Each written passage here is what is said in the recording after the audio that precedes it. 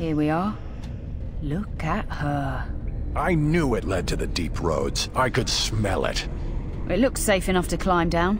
Find a way to stop the Darkspawn from coming back this way. Good luck. I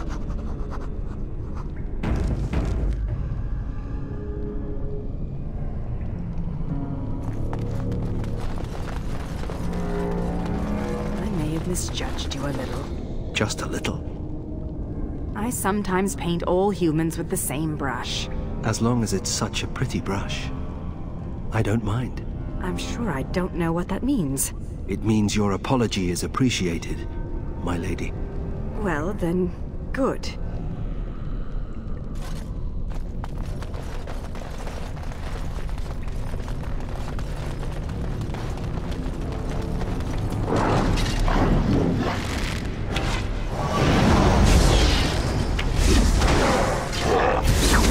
May the gods grant me strength!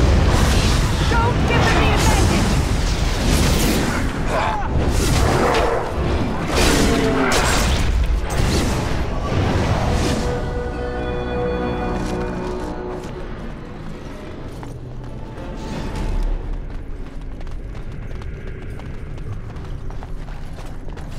I think I can help with that.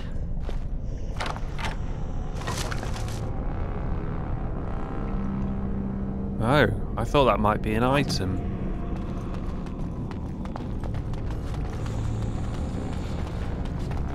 Darkspawn!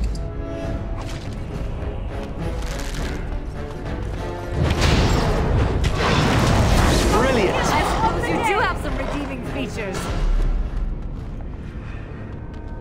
I think I should go back to hard.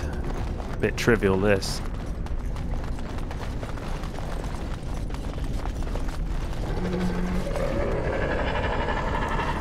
I'm getting attacked from behind, am I?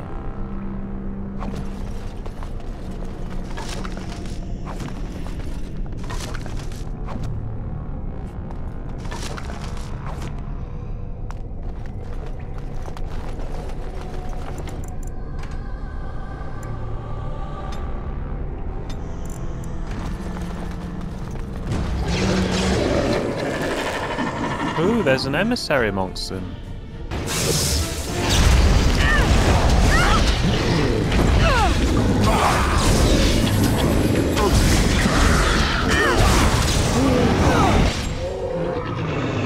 Already dead.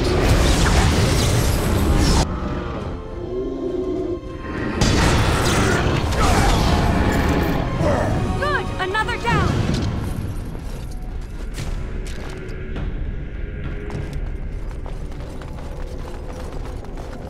I think balancing awakenings must have been very difficult.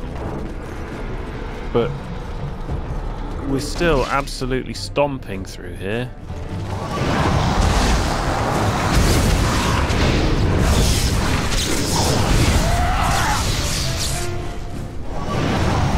Excellent! While I do my happy dance.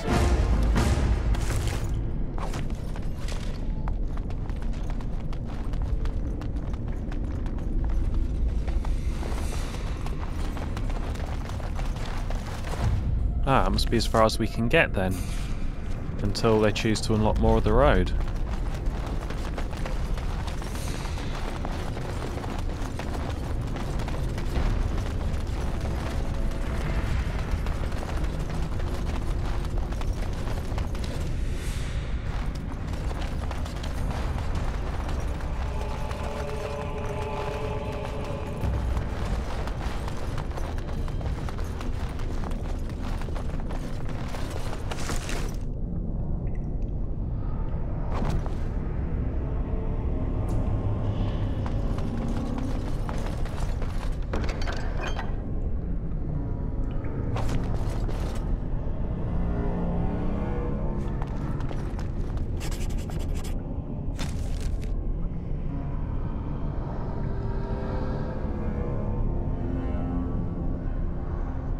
Oh, it doesn't sound like that's instructions on how to complete this puzzle. The Great Strife. Worn inscriptions deep in the bowels of Vigil's keep tell of the Avar clan that settled here. with our warriors unmatched in skill and strength, and here we settled, in the caves carved by the hand of Korth the Mountain Father. Ruadan, shaman of the people, turned from the gods who had ever sheltered him.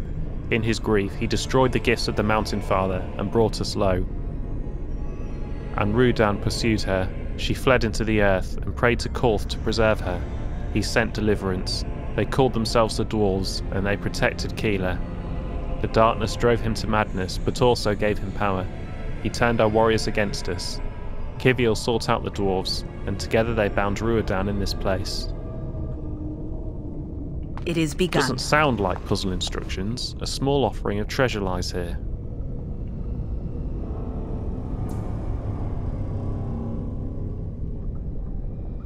Well, let's add a golden idol to the offering.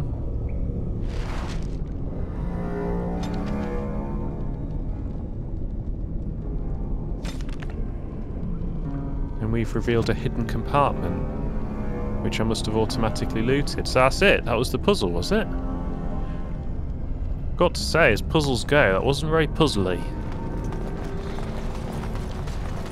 Unless I got something for another puzzle.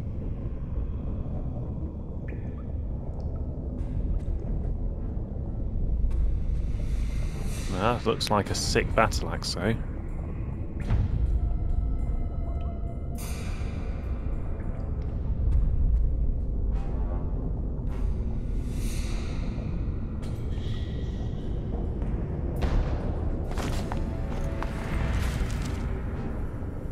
Oh, I must have missed something.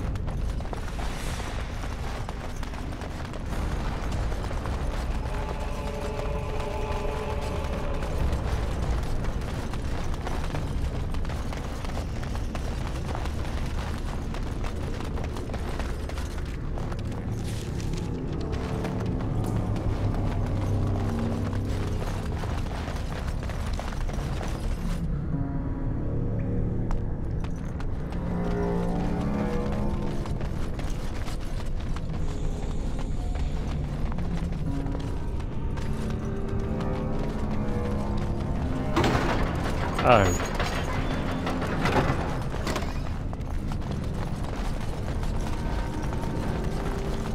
It is begun.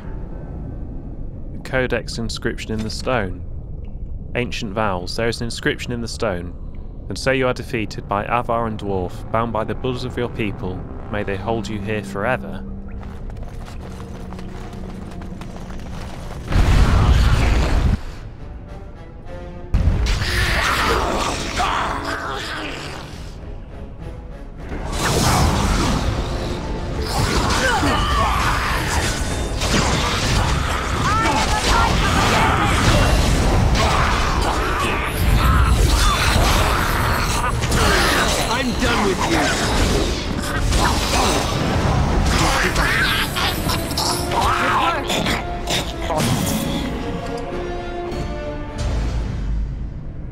It shall be done.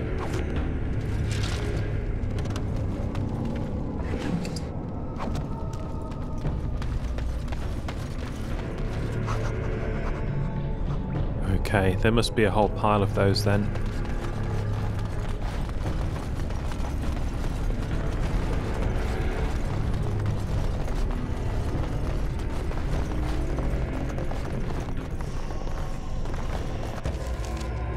That was the game.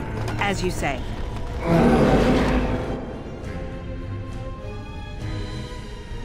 The Dark Thurge. I mean, it sounds scary.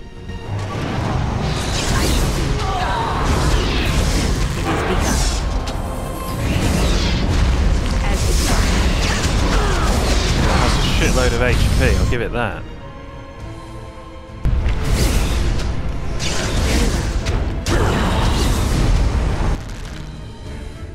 Maybe it's immune to magic in general.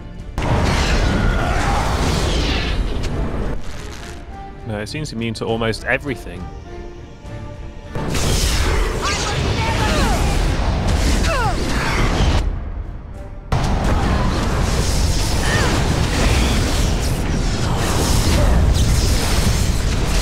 It's immune to cold.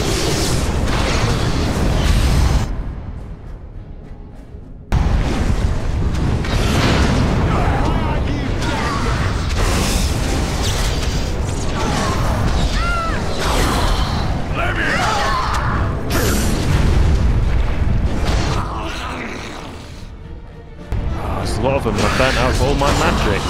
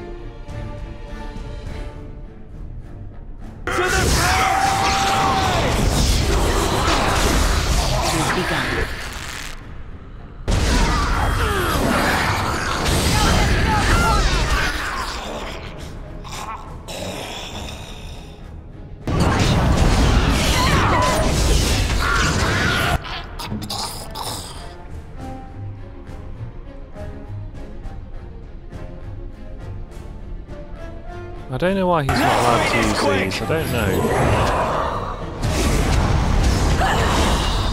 Don't give them the advantage! Actually, I don't even know where he is. I will not be defeated!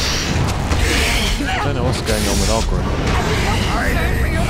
What is my task?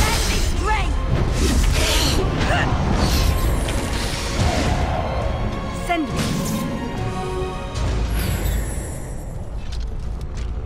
No, I've no idea. It must have been one of his abilities.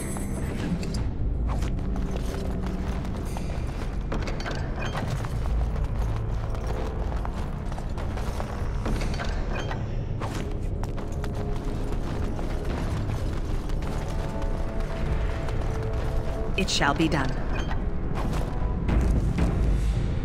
Right, before I prod that, I stuck the save in there, because I'm not 100% sure what I'm doing here.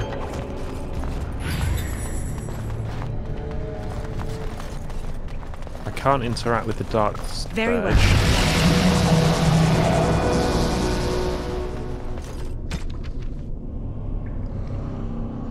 You released a wraith from an ancient prison. It disappeared quickly and will certainly cause trouble until it stops. So I made things worse, did I? Oh.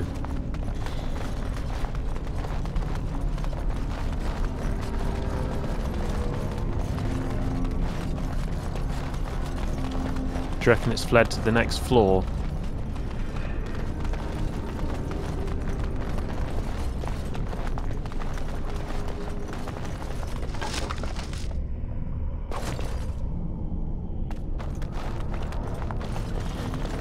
I think I can help with that. We've got a lot of keys now. I don't know if we can open that lobby in the first floor yet. The Dark Swan have sensed us!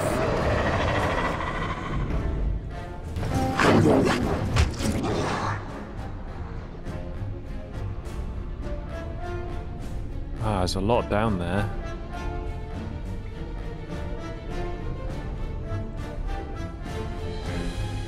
I am armed. I am a mighty David!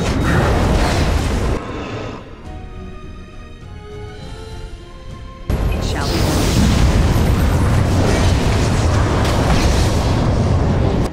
What the fuck are you doing, idiot?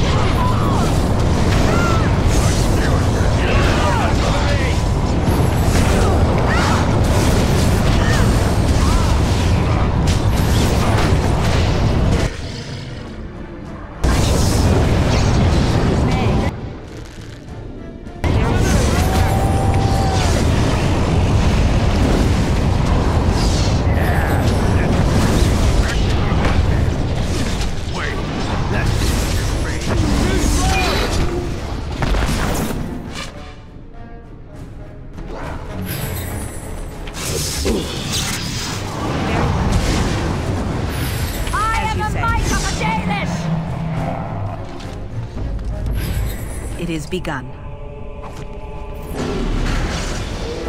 Wait, what? Okay, I don't know what's going on here. Ah, the Wraith has possessed the Ogre Commander, I think. Very well.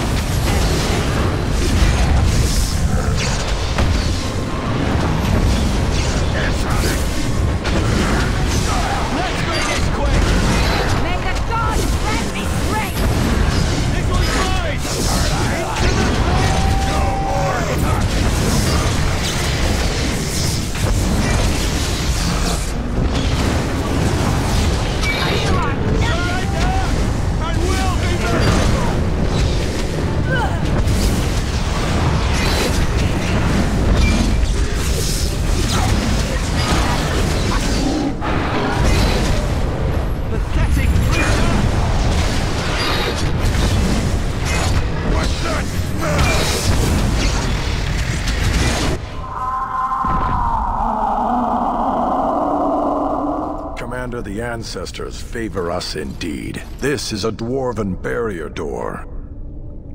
Before old Calharol fell, she nearly had it complete. Only the mechanism needs work. If they'd only had a bit more time to finish, Orzammar wouldn't be all alone.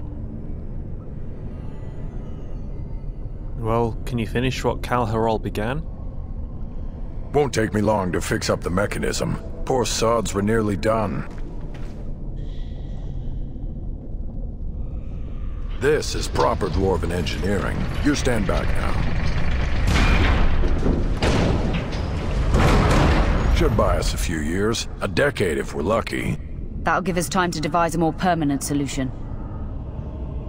Just give me a few moments to loot. Of course. So I guess then this is the end of this little side quest. That means we probably have done enough to clear that top floor.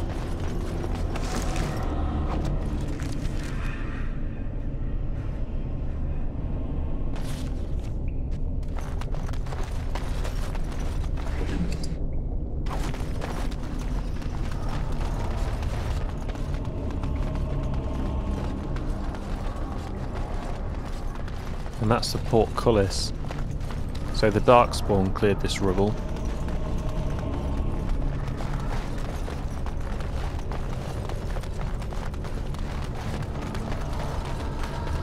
I'm guessing I'm not meant to prod the mechanism.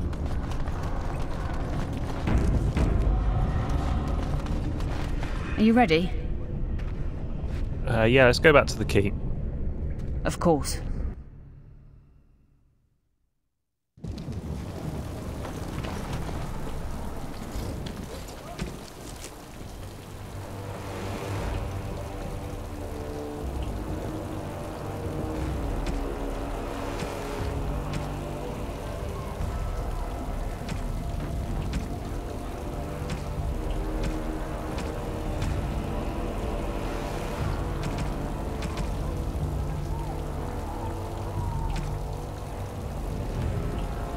Oh, so I've completed it by the sounds of it.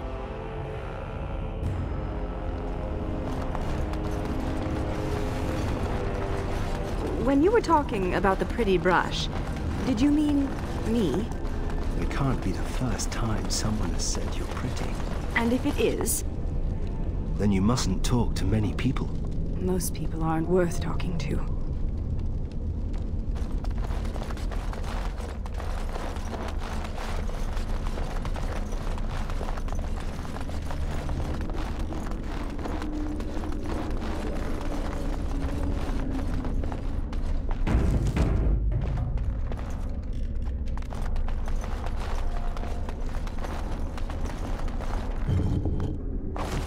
Huh, I don't know if that's part of the puzzle or not. Very well. It shall be done.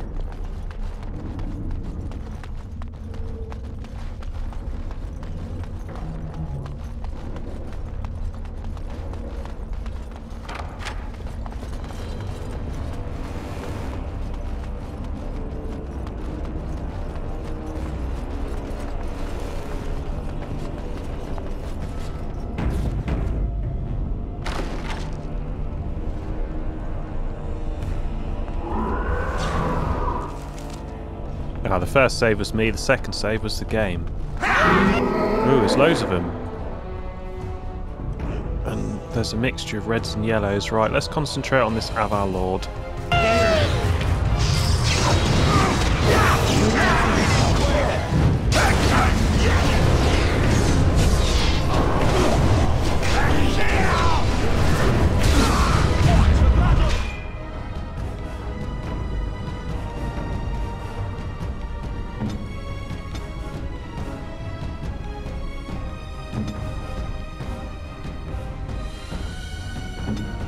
It is begun.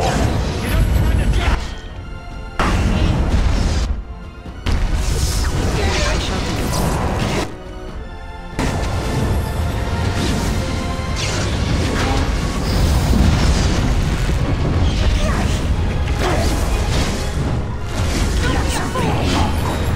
it. Oh, he's still not dead.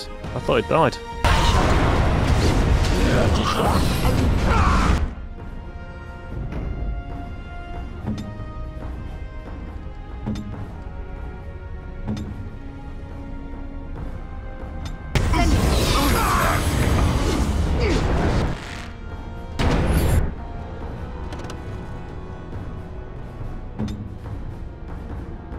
It is begun.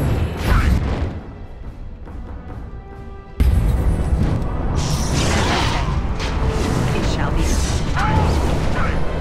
Surrender! I will be merciful!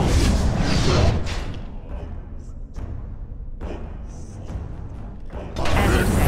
This won't hurt a bit! I'm tired of this!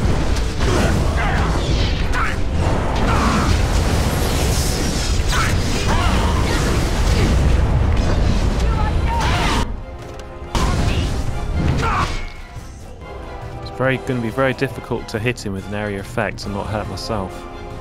It is begun.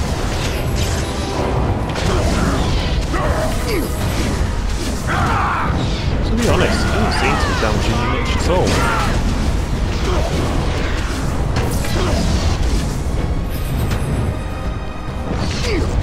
Into the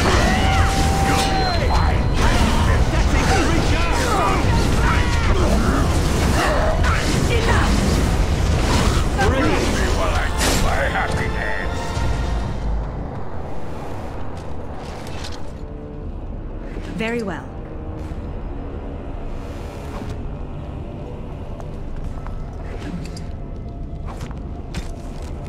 And I've destroyed the Wraith. It is begun.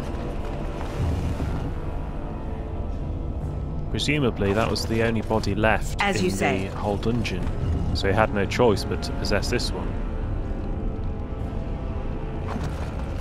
Very well.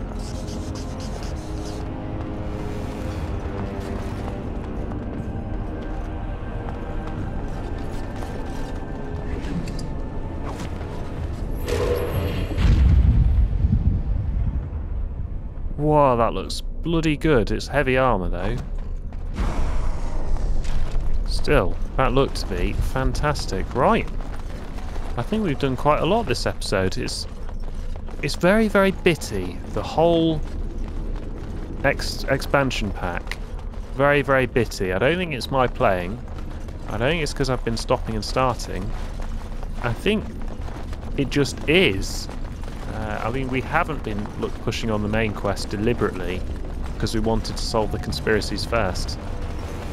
I don't know if it's going to get more focused, but as I say, the whole thing is just very, very bitty. Almost structured like an MMO or something, isn't it?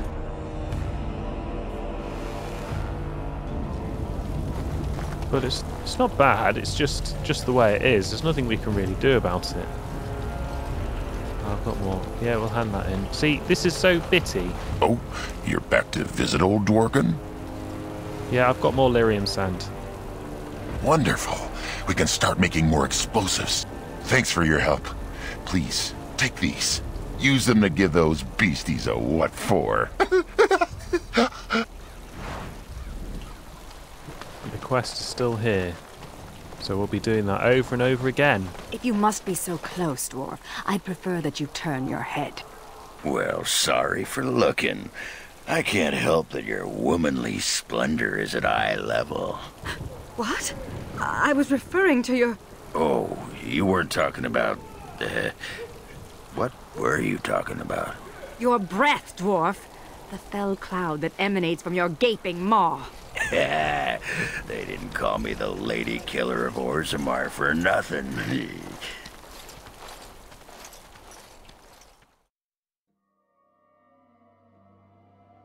The History of the Chantry, Chapter 1. The First Blight devastated the Tevinter Imperium.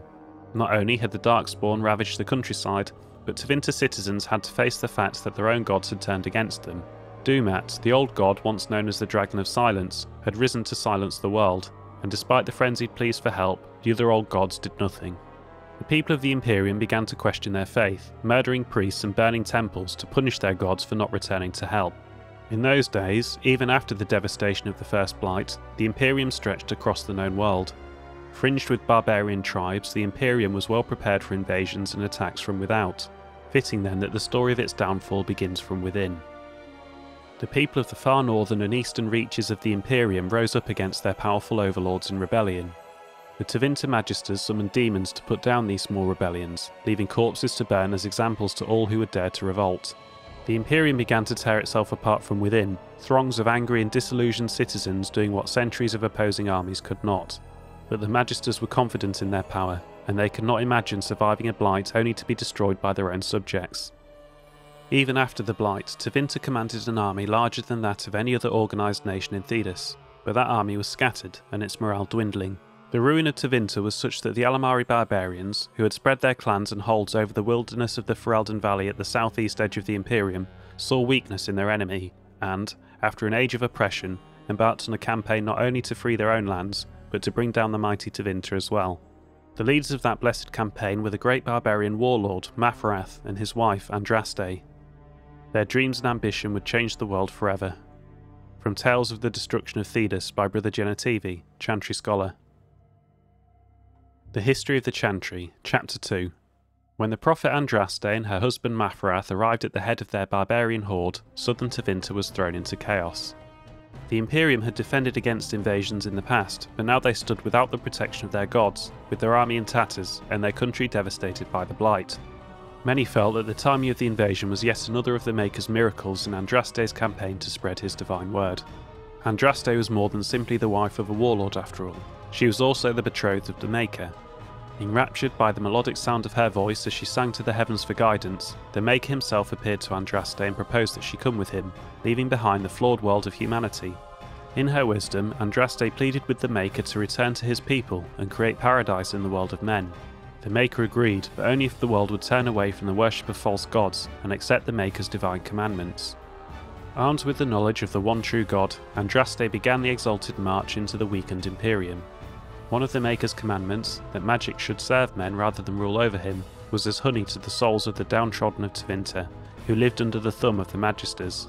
Word of Andraste's exalted march, of her miracles and military successes, spread far and wide. Those in the Imperium who felt the old gods had abandoned them eagerly listened to the words of the Maker. Those throngs of restless citizens that destroyed temples now did so in the name of the Maker and his prophet Andraste. As Mafrath's armies conquered the lands of southern Tevinter, so did Andraste's words conquer hearts. It is said that the Maker smiled on the world at the Battle of Valerian Fields, in which the forces of Mafrath challenged and defeated the greatest army Tevinter could muster. The southern reaches of the mighty Imperium now lay at the mercy of barbarians. Faith in the Maker, bolstered by such miracles, threatened to shake the foundations of the Imperium apart. Of course, the human heart is more powerful than the greatest weapon, and when wounded, it is capable of the blackest of deeds. From Tales of the Destruction of Thedas by Brother Genetivi, Chantry Scholar. The History of the Chantry, Chapter 3. It is said that at the Battle of Valerian Fields, Mafrath stood and looked out over his armies. He had conquered the southern reaches of the greatest empire the world had ever known, and built splintered barbarian clans into a force to be feared. With pride in his heart, he turned to congratulate his men, and found that they had turned from him. Mafrath fell to the evil of jealousy. After all he had done, his wife was the one to receive all the glory. He saw his wife's power and influence, and tired of his place as the second husband, below the Maker. His heart swelled with fury. If he had conquered just to have his wife wrested from him by a forgotten god and a legion of faith-hungry rabble, then perhaps this war was not worth the trouble. Here, history and the Chant of Light come apart. History tells us that Mafrath looked north into the Central Imperium and saw nothing but more war against a rapidly regrouping army, and he despaired. The Chant of Light holds that Mafrath chafed with jealousy of the Maker and jealousy of the glory that Andraste received, although it was he who led the armies.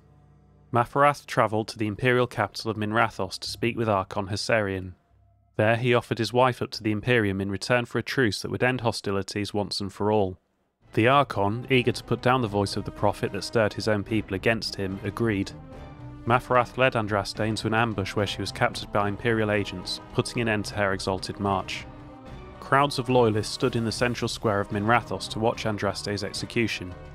By the command of the Archon, she was burned at the stake, in what the Imperium believed to be the most painful punishment imaginable. According to the Chantry, however, Andraste was instead purified and made whole by the flames, ascending to life at her Maker's side. By all accounts there was only silence, where the Archon expected screams. At the sight of the prophet burning, the crowds were filled with a profound guilt, as if they had participated in a great blasphemy. So moving was the moment that the Archon himself drew his sword and thrust it into the prophet's heart, ending her torment and leaving those assembled to consider the weight of what they had seen. Whereas the execution of Andraste was meant to be a symbol of defeat for the faith of the Maker, in truth it all but sealed the fate of the worship of the old gods and paved the way for the spread of the Maker's chant. From Tales of the Destruction of Thedas by Brother Genetivi, Chantry Scholar. The History of the Chantry, Chapter 4. The crowds present at the death of Andraste were right to feel despair.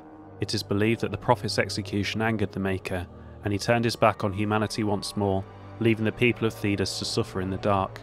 In these dark times, mankind scrambled for a light, any light. Some found comfort in demonic cults that promised power and riches in return for worship. Others prayed to the old gods for forgiveness, begging the great dragons to return to the world.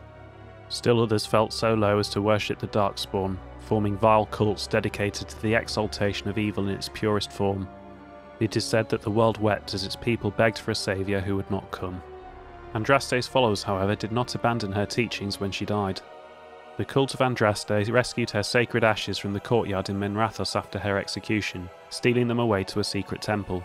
The location of that temple has long been lost, but the ashes of Andraste served as a symbol of the enduring nature of the faith in the Maker, that humanity could earn the Maker's forgiveness despite its grievous insult to him.